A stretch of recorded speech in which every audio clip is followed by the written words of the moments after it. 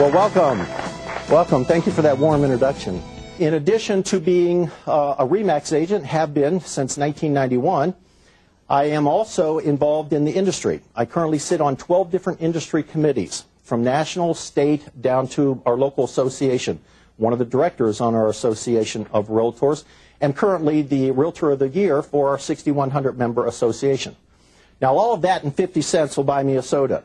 And I typically don't tell people that, but I tell it to you so that you know that I am one of you. This is how I make my living. Now, with that in mind, there's a couple things I want you to write on the inside cover of your manual. There's 4 things I want you to take out of this course. Number 1, I would like you to be the source of the source. Be the source of the source and not the source.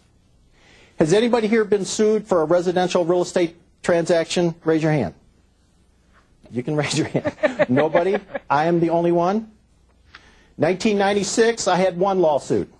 1997, had 1 as well. 1998 was a good year, I had 3.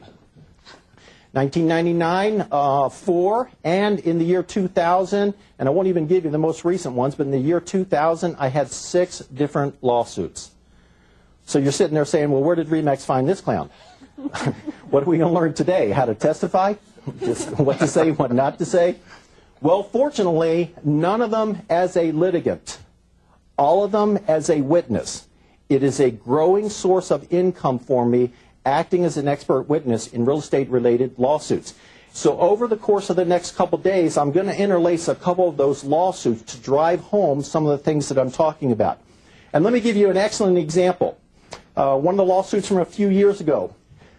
A new licensee, let's take Diane over here, by the way, relatively new licensee.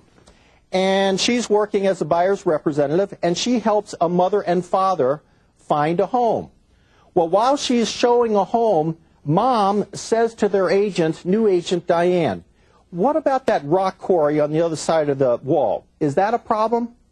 Now, actually, Diane, in this example, should have been questioning, I wonder about that rock quarry.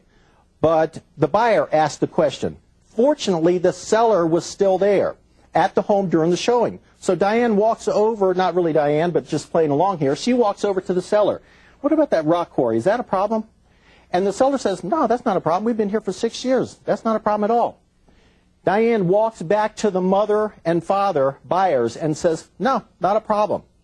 She does not quote the source.